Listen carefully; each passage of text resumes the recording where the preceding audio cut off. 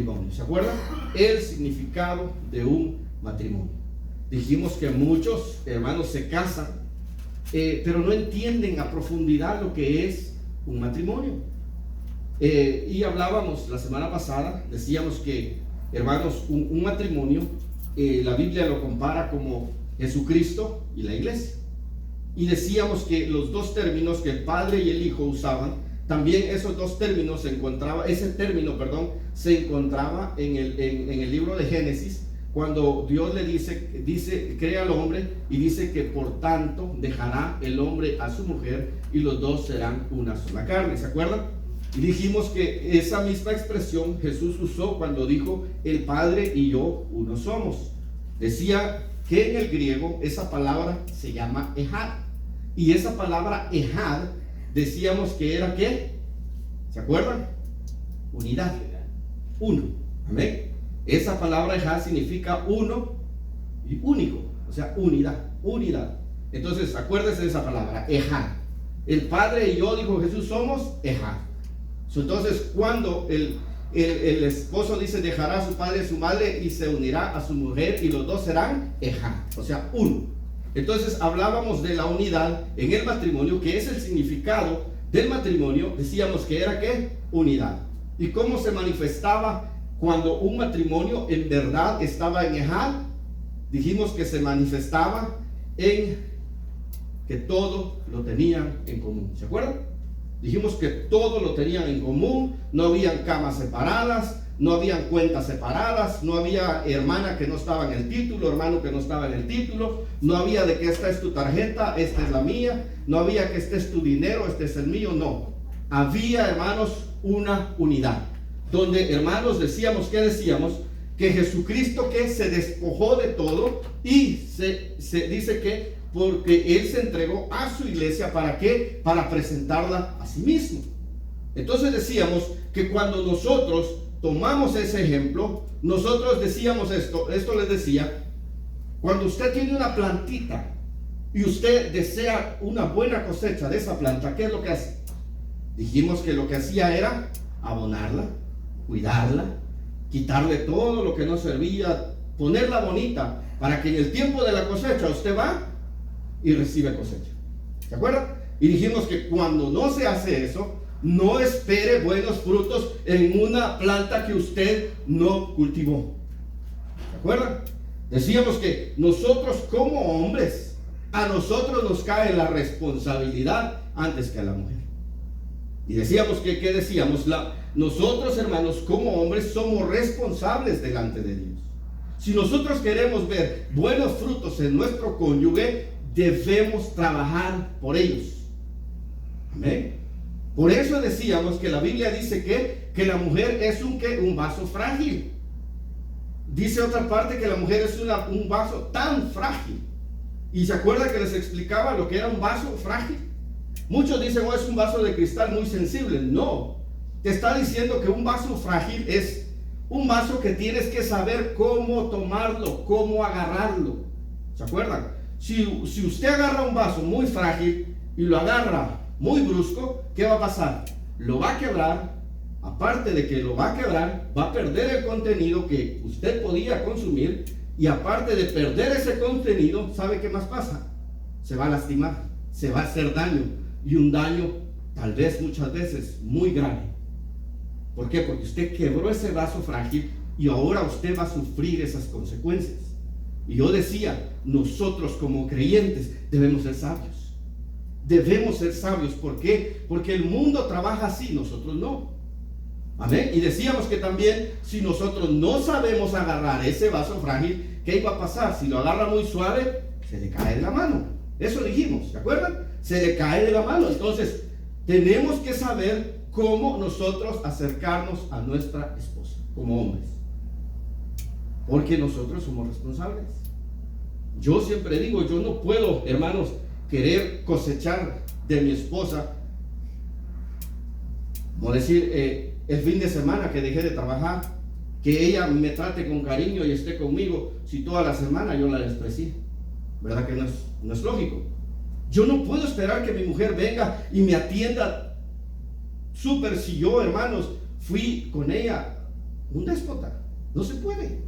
No se puede. Entonces, si nosotros queremos, hermanos, queremos presentarnos delante de Dios aprobados, acordémonos de esta palabra, ejá, uno.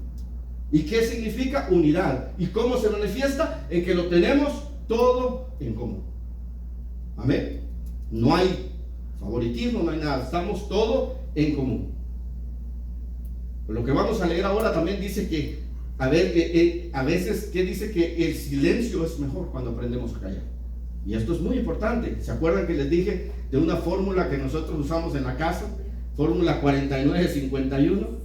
Y yo en lo personal prefiero tomar el 49. Yo nunca quiero ser el 51.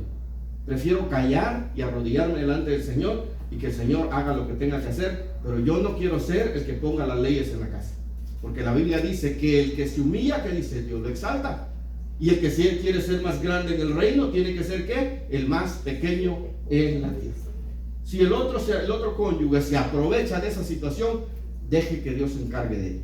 Pero usted haga lo que usted debe hacer delante de Dios como hijo de Dios. Entonces, eso fue lo de la semana pasada, ejad, unidad. Y ahora esta tarde, hermano, en estos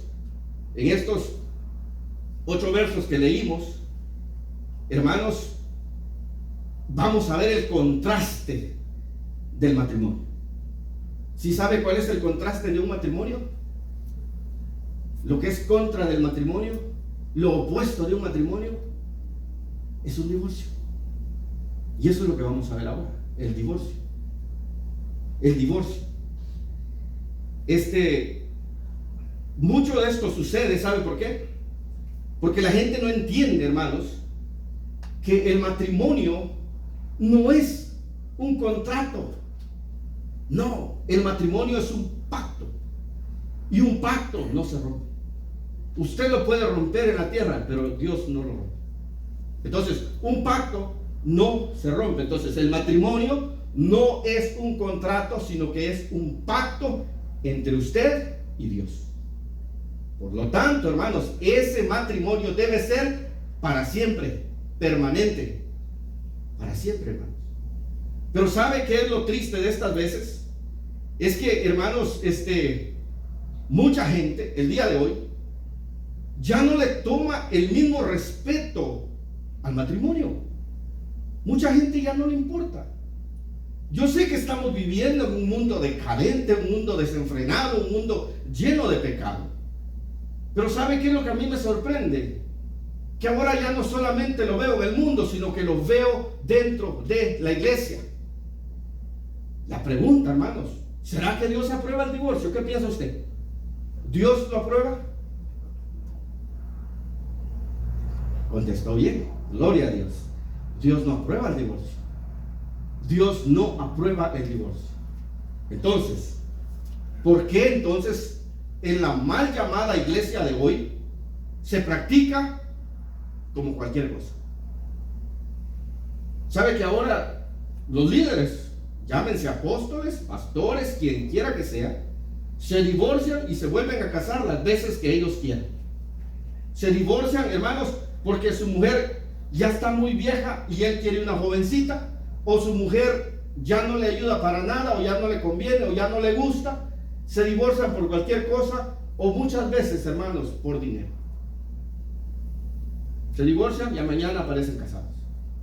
Hermano, yo he sabido de personas, líderes de iglesia, pastores, apóstoles, que se divorcian como cualquier cosa y vuelven a casarse como si nada. ¿Usted cree que Dios está de acuerdo con eso? No. ¿Sabe que hoy lo vamos a ver? Vamos a ver, hermanos, cómo esta gente vive engañada, creyendo que Dios está en paz con ellos o ellos en paz con Dios, cuando la Biblia dice que no. Hay dos cosas, y Jesús no autorizó el divorcio. Muchos dicen, oh, Jesús dio permiso en esto. Jesús no autorizó. Jesús dio como una opción diciendo por causa de muerte o de infidelidad. Pero no es una orden, no es algo que se tenga que hacer. Es de acuerdo a cómo uno quiera hacerlo. Si usted quiere vivir con la persona, puede seguir viviendo con ella. Si usted se quiere separar, también está bien separarse. Por causa de divorcio. Por causa, perdón, de adulterio. ¿O cómo le llaman esto? Sí, adulterio. ¿Cómo? Por infidelidad. Ajá. por causa de infidelidad. Entonces se puede hacer, pero no es una regla que se debe hacer, ¿ok? Entonces se puede hacer, pero no es algo que se debe hacer, es cuestión de cada persona. Pero muchos dicen, ahí Jesús dijo eso. Bueno, digamos que tengas razón, pero mucha gente se divorcia simplemente por el hecho de que ya no quiere vivir con las personas. ¿Qué dicen ahí en el mundo? Dicen que se divorcian ¿por qué? Por diferencias irreconciliables. Así. Y se divorcian. Y la iglesia hoy, lo mismo. Diferencias irreconciliables. Ahora, hermanos, Pablo lo habla claro en el verso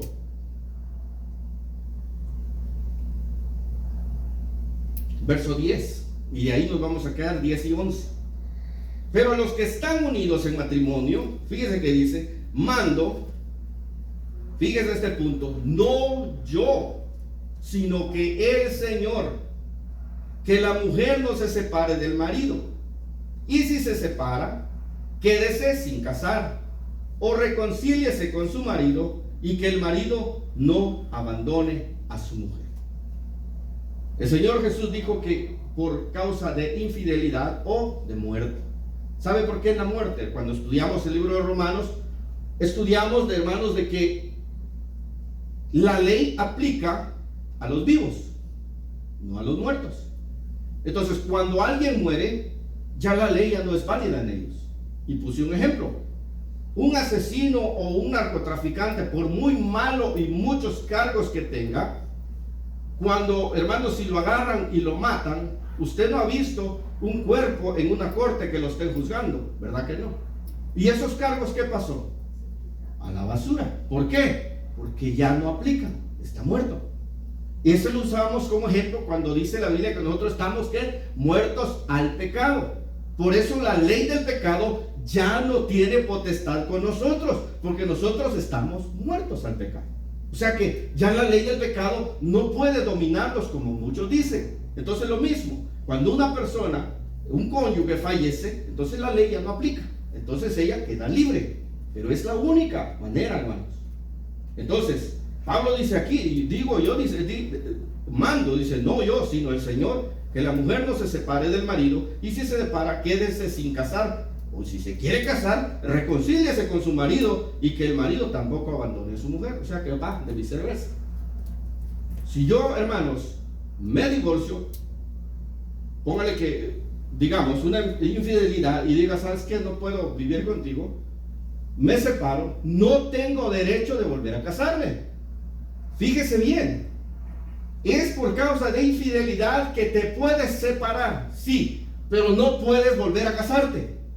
Eso que quede claro, no puedes volver a casarte, y Pablo está diciéndolo aquí. Si se separa, quédese sin casar. O si quiere volverse a casar, lo estoy parafraseando, reconcíliese con su marido. O sea, si quieres, ya después que te separaste, sientes y dices, no, mejor prefiero perdonar, quiero volver a unirme otra vez, regresa y busca a tu cónyuge y vuelve a vivir con este cónyuge. Pero no está dando autoridad de que vaya y se case con otro. ¿Sí me estoy explicando?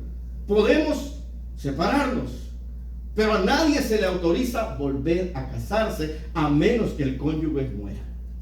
Esa es la única opción que usted puede volver a casarse. Sabe que ahora, y eso ya, hermanos, ya no lo respetan. Ahora se separan simplemente por separarse y viven, hermanos, una vida como el mundo la vive, y dicen que son creyentes. Y yo sé que lo que estoy hablando acá, cualquiera que lo escuche va a decir, ese es muy legalista. Eso era para el tiempo de antes, pero ahora no. Mi apóstol se volvió a casar con una de 25 y él tiene 60. Eso es lo que ahora se maneja. ¿Ya no me gustas? Ya estuvo. Ese era el problema con Israel. ¿Se acuerdan? Que ellos vienen y quieren encarar a Jesús. Y Jesús les dice que, por causa que de la dureza del corazón de ustedes, fue que, ¿quién le dio permiso? ¿Dios? No, Moisés. ¿Sabe por qué Moisés lo hizo? Porque eran un pueblo duro de servir. ¿Cuántas veces no quisieron linchar a Moisés? Entonces Moisés les dio y les dijo, ok, pero esa carta de divorcio que Moisés, hermanos, permitió que ellos la tuvieran, ahorita, si usted me acompaña al libro de Eclesiastés capítulo 2, ahí vamos a ver las barbaridades que estos hombres hicieron.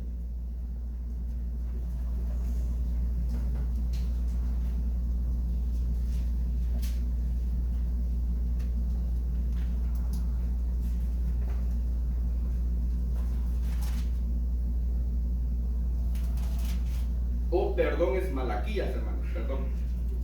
Malaquías, hermanos. Capítulo 2, verso 11 al 16. No sé qué estoy pensando.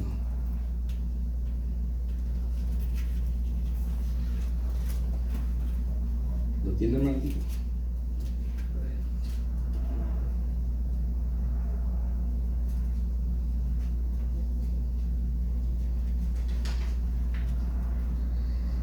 Malaquías, capítulo 2, verso 11 al 16. ¿Quién lo tiene? Si alguien lo tiene y quiere leerlo, por favor. Malaquías, capítulo 2, verso 11 al 16. Prevaricó Judá y en Israel y en Jerusalén se ha cometido abominación, porque Judá ha profanado el santuario de Jehová, que él amó, y se casó con hija de Dios y extraño. Entonces Jehová cortará de las tiendas de Jacob al hombre que hiciere esto, al que vela y al que responde, y al que ofrece ofrenda a Jehová de los ejércitos. Esta otra vez haréis cubrir el altar de Jehová de lágrimas, de llanto y de clamor. Así que no miraré más la ofrenda para aceptarla con gusto de vuestra mano. ¿Al 14? 16. Al 16. Mas diréis, ¿por qué? ¿Por qué Jehová ha testiguado entre ti y la mujer de tu juventud, contra la cual has sido desleal, siendo ella tu compañera y la mujer de tu pacto? ¿No hizo él uno habiendo en él abundancia de espíritu? ¿Y por qué uno? Porque buscaba una descendencia para Dios. Guardaos pues en vuestro espíritu, y no seáis desleales para con la mujer de vuestra juventud. Porque Jehová Dios de Israel ha dicho que él aborrece el repudio, y al que cubre de iniquidad su vestido. Dijo Jehová de los ejércitos: guardaos pues en vuestro espíritu, y no seáis desleales. Aleluya. Lo voy a leer en otra versión que tengo. Dice: Judá ha sido traicionero, fíjese. En Israel y en Jerusalén se ha cometido algo detestable.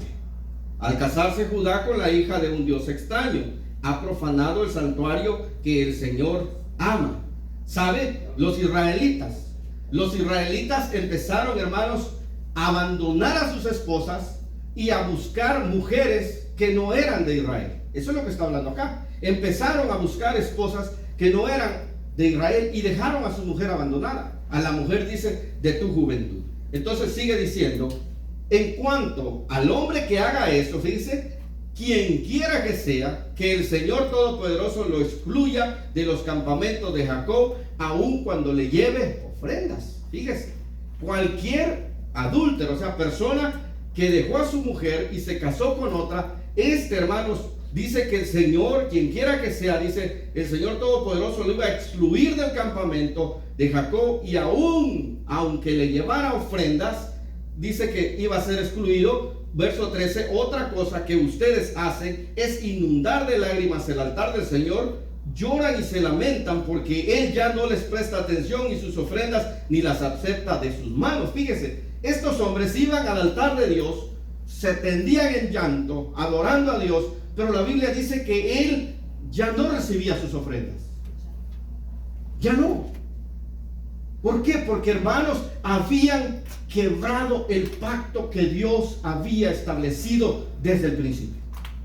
Quebraron el pacto. Entonces, ellos, aunque hacían toda clase de escándalo, simplemente Dios ya no los escuchaba. Luego sigue diciendo: y todavía preguntan, ¿por qué? Fíjense, todavía, ¿por qué Dios no me oye? ¿Por qué? Todavía preguntan, dice, ¿por qué? Pues porque el Señor actúa como testigo entre tú y la esposa de tu juventud. Dios estaba presente cuando usted se casó. Es que yo no era cristiano cuando me casé, pero Dios estaba presente cuando te casaste. Dios estaba presente. Amén. Por eso dije al principio, el matrimonio no es, hermanos, un contrato, es un pacto, y ese pacto Dios lo selló. Por eso, hermanos, es algo importante para nosotros como creyentes de guardar nuestra vida en pureza delante de Dios, porque de esa manera nos sostendremos no solamente, hermanos, delante del diablo, sino delante de toda tentación que nos venga. Pero si nosotros no hacemos eso, ¿cómo, hermanos? Por eso decía, si nosotros en esta iglesia enseñamos a que, hermanos, usted revuélquese en el pecado, Dios así lo ama, usted va al cielo, hermanos, ¿sabe qué? Levántese de esta banca y váyase, porque pierde su tiempo. El mundo está cansado de matrimonios llamados cristianos que, ¿sabe qué? Son un mal ejemplo, no solo para la iglesia, sino para la sociedad. Mal ejemplo. Ya, hermanos, basta ya con eso. Ya no más. Nosotros estamos aquí para aprender. ¿Cómo llevaremos un matrimonio sólido? Cuando entendemos, hermanos, la palabra ejá de nosotros. Cuando somos uno y tenemos todo en común. ¿Cómo el diablo puede destruir algo donde, hermanos, están unidos, sólidos? No se puede. Trate, hermanos, de quebrar un metal usted y separarlo. No puede, a menos que lo corte. Lo mismo, si nosotros como matrimonio estamos sellados en Dios, hermanos, nadie puede separarnos. Estos hombres pensaban y decían, no, pues Moisés nos dio libertad y vamos y hagamos, sí. El hombre puede darte libertad, pero Dios no te ha dado libertad. Ese es el punto. Dios, hermanos, no le ha dado libertad al ser humano para pisotear el matrimonio como lo han hecho hasta el día de hoy. Voy a seguir leyendo esta versión.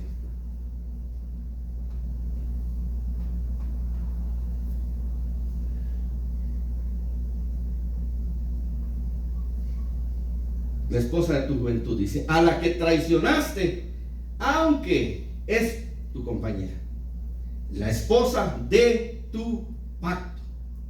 ¿Acaso no hizo el Señor un solo ser que es cuerpo y espíritu? O sea, uno solo. Cuando nos casamos somos uno solo, cuerpo y espíritu. ¿Y por qué es uno solo? Dios mío, pero ¿por qué es uno solo? ¿Sabe por qué? Porque la razón y el propósito del matrimonio es para que le demos descendencia a Dios. Eso era el principio del matrimonio. Nos casamos, ¿para qué? Para procrear una descendencia dedicada a Dios.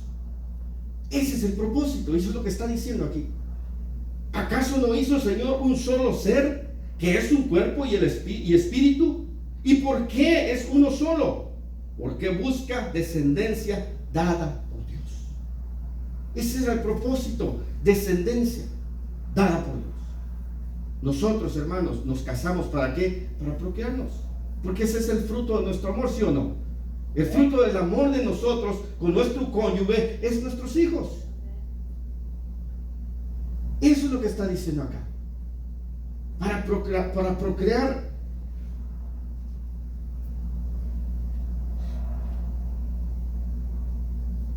No me perdí. Porque busca descendencia dada por Dios. Así que dice, cuídense ustedes en su propio espíritu y no traicionen a la esposa de su juventud. Verso 16. Yo aborrezco el divorcio, dice el Señor, Dios de Israel, y al que cubre de violencia sus vestiduras, dice el Señor Todopoderoso. Así que cuídense en su espíritu y no sean traicioneros. Dios mismo hablando. ¿Sabe que una cosa que dije una vez aquí? ¿Sabe qué es lo que a mí me mantiene de pie? Es que yo he dicho esto: antes de yo fallarle a mi mujer, yo le fallaría a Dios primero. Y eso es algo que no quiero hacer. Eso lo mantiene a usted de pie siempre. Acuérdese que siempre que usted esté tentado para hacer algo que a Dios no le agrada, al primero que va a ofender es Dios. Su esposa tal vez ni se dé cuenta, o mi esposa no se dé cuenta, o yo no me dé cuenta, pero Dios es testigo. Así es, amén. Entonces, nosotros, hermanos, yo lo que digo es esto: a mí lo que me ha mantenido de pie es eso. Antes de fallarle a mi mujer, yo le tengo que fallar a Dios, y eso es algo que no existe en mi vocabulario. No. Tengo a veces familiares que se jactan de tener muchas mujeres, y los he visto hijos por donde quiera, y me dicen: a ti porque no te sale. Yo creo que a todo hombre, por muy feo que seamos, hermanos, dice que nunca falta un roto por un descosido. Eso es lo que dice. Pero ¿sabe por qué? Yo permanezco porque una, amo al Señor, y dos, amo a mi esposa. Eso, hermanos, es una verdad. Dios aborrece el divorcio. Yo no entiendo cómo ahora, llamándose creyentes, viven una vida como el mundo la vive. ¿Por qué? Porque, hermanos, como hablábamos ayer en la montaña, falta de discernimiento, no solamente en los líderes, sino también en la iglesia, el pueblo. El pueblo ve, observa, pero dice: ahí me mostraron en la Biblia, ahí está, ok, si es cierto. No, tienes que discernir en el espíritu si lo que te enseñan es correcto o no es correcto. Todo aquello que te lleve a aborrecer la gracia de Dios no es de Dios. Todo aquello que te lleve a probar el pecado no es de Dios. Y debemos de tener discernimiento, hermanos, para poder nosotros entender la palabra de Dios y vivirla. Yo, como dije, hermanos, qué tristeza. Pero se ven casos, hermanos, increíbles. Increíbles. ¿Pero por qué pasa? Porque, hermanos, se practica una religión, y no porque haya habido un nuevo nacimiento, sino simplemente porque te convencieron a participar en una religión y ahora te sientes parte de esa religión, pero no eres parte del reino. Por eso suceden las cosas. Cuando somos parte del reino y anhelamos, hermanos, vivir en el reino de Dios. Yo daba esta enseñanza una vez acerca del Padre Nuestro. Cuando le decimos a Dios: Padre nuestro que estás en el cielo, venga tu reino, hágase tu voluntad en la tierra así como en el cielo. Debes estar seguro que si quieres que el reino de Dios esté en tu vida no tiene que haber pecado, porque en el cielo no hay pecado. No recites eso solo por recitar. Estás seguro que en tu vida no hay pecado, para que el reino de Dios llegue a ti. De lo contrario, hermanos, ¿cómo? ¿Cómo se puede? Dice que estos lloraban y se tiraban en el altar, y Dios, tranquilo. ¿Por qué? Porque, hermano, Dios no ve la apariencia, Dios ve el corazón. Yo aquí me puedo ver bonito platicando, hablando con ustedes. Por eso en la semana antepasada le pedí a mi esposa que se quedara acá.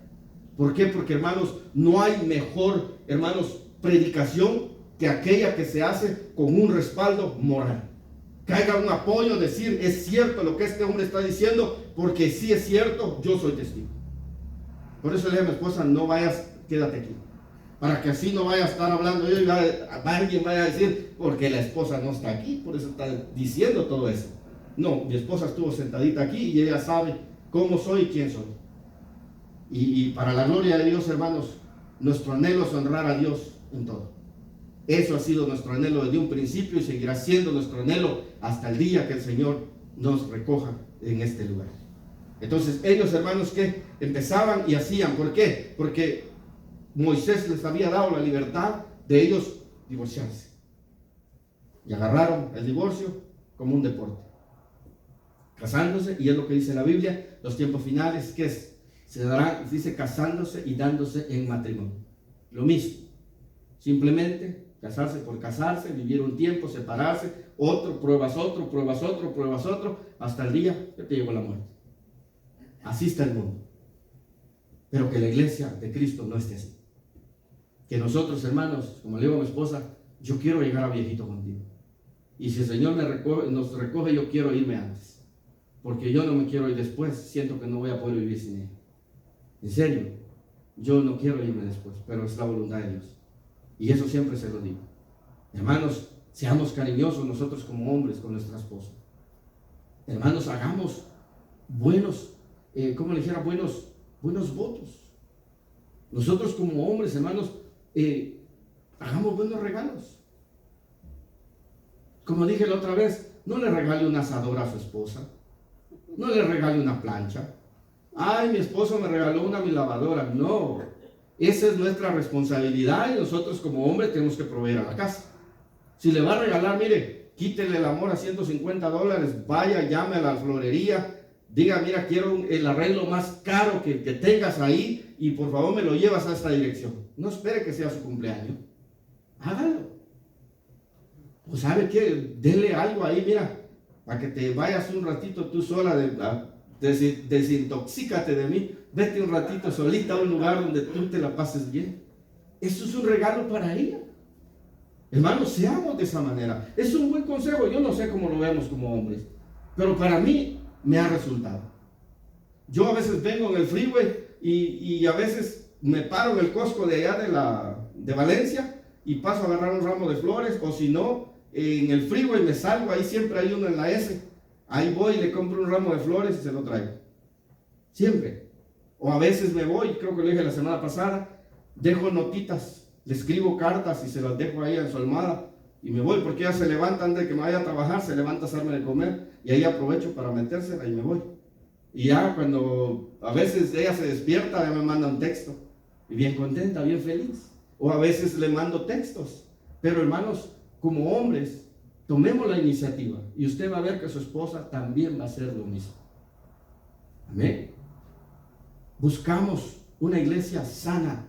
Y esa es la única manera que una iglesia será sana, cuando nosotros tengamos todo en común y sepamos valorar al cónyuge que Dios nos ha regalado para compartir su vida con nosotros. ¿Sabe que esto también? Yo a veces le digo a mi esposa, gracias. Y a veces me dice, ¿por qué? Gracias por compartir tu vida conmigo. Gracias por todas las atenciones que me das. Gracias por todo. Hermanos, son cosas que van, hermanos, a cultivar el corazón de nuestro cónyuge. No estemos nomás que, estás aquí porque ni modo, ya me casé. No, que no se pierda, hermanos, ese noviazgo que usted tuvo cuando la conoció, ¿se acuerda? Yo dije una vez aquí, allá en Guatemala, tenía una novia que los papás no me dejaban verla y yo la iba a ver después de las 12 de la noche. Y sabe que me cruzaba los potreros a oscuras, arriesgando que me mordieran la culebra o que me quebrara un pie, yo no sé, pero me iba hasta allá donde ella regresaba como a las 3, 4 de la mañana a la casa. Digo, eso es, si nosotros, hermanos, no abandonamos eso y mantenemos el noviazgo, ¿usted cree que no llegaremos a viejitos enamorados? Hermano, ¿sabe otra cosa? Si usted puede, hermano, mire, agarre su esposa, váyase unos 2 o 3 días solitos, agarren un hotel, váyanse, pásensela bien, no esperen retiros de matrimonio para hacer eso, que al final ni comparte la gente porque se los pasan. No, ya mejor me meto ahí, pero la cosa, hermanos, es que no esperemos eso. Por lo menos 1 o 2 veces al año agarre a su cónyuge, váyanse solitos, es saludable eso. Otro tan sencillo, llámele, vámonos a almorzar juntos. Que son $30, hermano. Yo no tengo mucho dinero, pero ¿sabe qué? En este mundo estamos de pasar. Y si no disfrutamos lo que Dios nos ha dado, dice la Biblia que es miserable el hombre a quien Dios le dio riquezas, pero que no tiene la potestad de disfrutar lo que Dios le dio. No caigamos ahí nosotros. Amén. Así que, mis hermanos, lo que les estoy diciendo es porque yo quiero, hermanos, que seamos una iglesia saludable en todas las áreas. Yo decía una vez, si un día llegamos a ser 50 parejas en el nuevo local donde nos vamos, pero parejas que se aman, ¿usted cree que no impactaríamos alrededor de ver matrimonios sólidos, familias que se aman, familias que están en amor? ¿Usted cree que no impactaríamos alrededor? Claro que sí. Todos anhelarían ser como nosotros. ¿Y sabe por qué la iglesia de hoy está destruida? Porque faltan líderes que tengan, hermanos, pantalones para hablar la verdad de la palabra y no endulzarla. Por eso.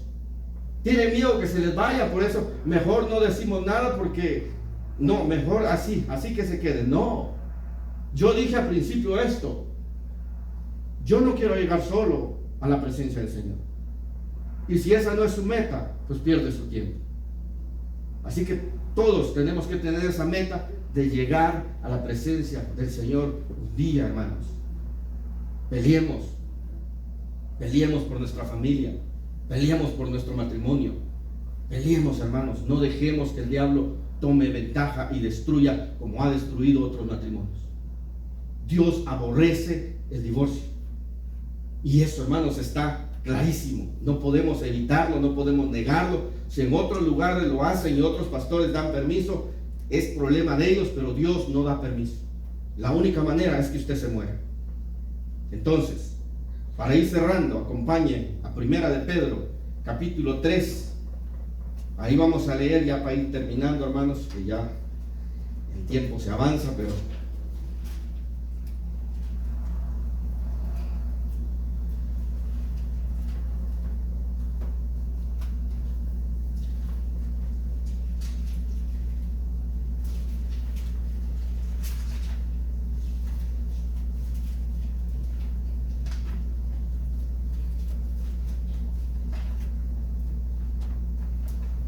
fíjese lo que dice Pedro aquí.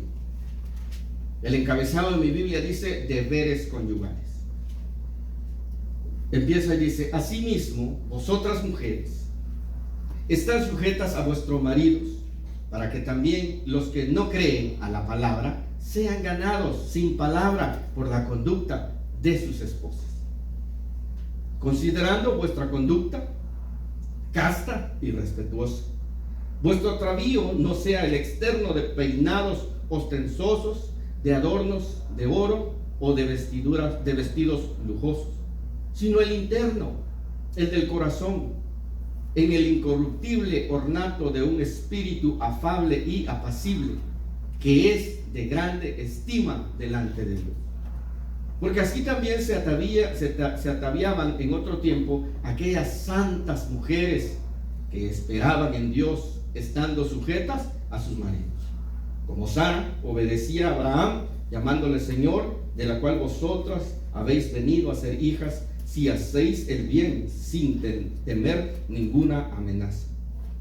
Vosotros, maridos, igualmente, vivid con ellas sabiamente. Fíjese, sabiamente.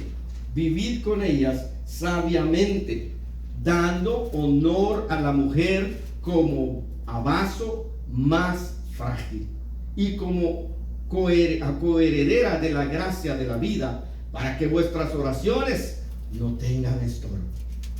Finalmente, sed todos de un mismo sentir, compasivos, amados fraternalmente, misericordiosos, amigables, no devolviendo mal por mal, ni maldición por maldición, sino por el contrario, bendiciendo, sabiendo que fuisteis llamados para que heredaréis bendición. Porque el que quiere amar la vida y ver días buenos, refrene su lengua de mal y sus labios no hablen engaño. Fíjese, quiere usted, dice, amar la vida y ver buenos días, entonces refrene su lengua. Buen consejo. A todos, hermanos, necesitamos un día ese consejo. Hay cosas que a veces, mejor refrene su lengua. Dijo alguien esto: muchos se arrepienten de todo lo que han dicho, pero son pocos los que se arrepienten de lo que no han dicho. Fíjese, y es cierto. Muchos, después de decir, pero usted no ve a alguien que mejor se cayó, andar arrepentido de haberse callado. No, le vino mejor. Entonces, esto es lo que dice: ¿quieres ver buenos días?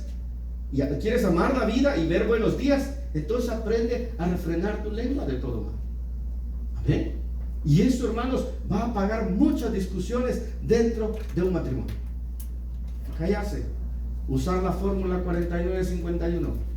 Prefiero que me llames cobarde, que me llames lo que quieras. ¿Qué importa? De todos modos, a Dios sea la gloria. Tranquilo. Amén. Porque por eso es que hay muchas rencillas. Por eso es que hay muchos matrimonios fracasados. Porque ninguno de los dos está dispuesto a bajar el canasto, hermano. Todos quieren de una u otra manera mostrarle al otro que sí pueden, o que sí ellos llevan la autoridad. No. En Cristo, hermanos, Dios tiene la autoridad sobre nosotros, y nosotros debemos aprender a ser humildes. Y yo dije esto: pedirle sugerencia a su esposa no quiere decir que usted sea, como dicen en el mundo, un mandilón. No. Yo lo hago muchas veces. Yo le consulto a mi esposa antes de hacer algo, y si ella me dice, no creo que sea el tiempo, ok, no es el tiempo. Pero yo no hago nada simplemente porque yo soy el hombre de la casa, no. No, siempre la consulto. ¿Por qué? Porque dije esto. Muchos matrimonios se destruyen, ¿por qué? Porque consideran a la mujer como un utensilio de hogar. No, la mujer no es un utensilio de hogar. La mujer es la mitad que nos complementa. Usted lo puede ver en el principio. En el principio eso fue lo que pasó. Entonces, la mujer es parte de nosotros. Así que, hermanos, muchos dolores de cabeza nos podemos ahorrar si sabemos, hermanos, obedecer a Dios. Porque si no aprendemos a obedecer a Dios, vamos a cosechar malos días. Y decía dice, cuando era niño leí esto en un libro que se llamaba Libro Almanaque Escuela para Todos. Yo había aprendido a leer allí y leí esto que dice que no hay nada peor. Dice que una mujer herida se compara a una gotera, dice, constante. Imagínese, usted ha estado una vez acostado y de repente empieza a oír una gotera. No para, y aunque usted no para. Dice que eso es una mujer resentida, como una gotera que no para. Por eso cuidémonos.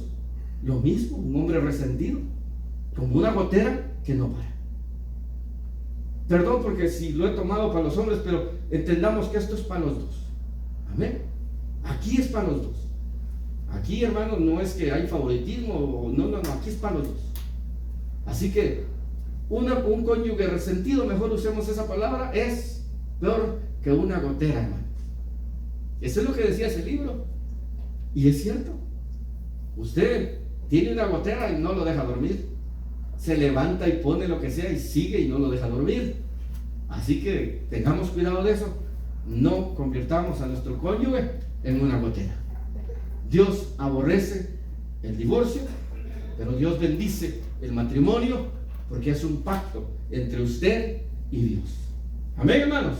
Amén. Entonces, ¿el matrimonio es un contrato o es un pacto? Pacto. Gloria a Dios. Dios aborrece el divorcio. Gloria a Dios. Terminamos, hermanos. Démosle gracias al Señor. Entonces, Padre, gracias. Te damos, bendito Dios, porque tú eres bueno, Padre. Tú nos hablas siempre, Señor. Tu palabra, Señor, es clara, Señor. No necesitamos interpretación, Señor, sino que necesitamos un corazón obediente, Padre Santo. Padre, ayúdanos a todos los que estamos aquí presentes, Señor, que podamos tener un corazón obediente, Señor, a tu palabra, un espíritu, Señor, obediente, para poder someter nuestra vida delante de ti, Señor, para que anhelemos cada día hacer lo que a ti te agrada, no lo que a nosotros nos gusta. Padre, en el nombre de Cristo Jesús, todas las familias aquí representadas, Señor, yo te pido una doble bendición sobre cada uno de aquellos, Señor, que este día hacen, Señor, un compromiso delante de ti para poder vivir una vida de ejemplo, Padre, buscando agradarte en todo, Señor, y que entienden, Padre, que de ahora en adelante son uno en ti, Señor, y que todo lo que tenemos o poseemos será, Señor, puesto en común. Eso será el reflejo, Señor, de nuestra obediencia delante de ti. Padre, que no haya favoritismo, que no haya un beneficiario, sino que todos seamos beneficiados cuando, Señor, busquemos agradarte. Padre, en el nombre de Cristo, te doy gracias porque, Señor, tú eres bueno con nosotros y hasta el día de hoy nos sigues hablando y enseñando.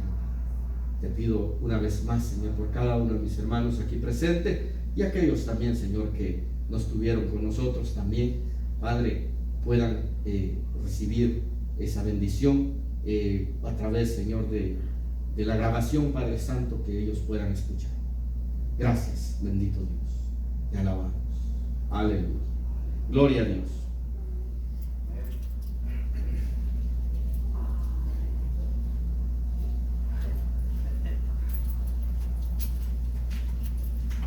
Dios es bueno, amén, hermanos.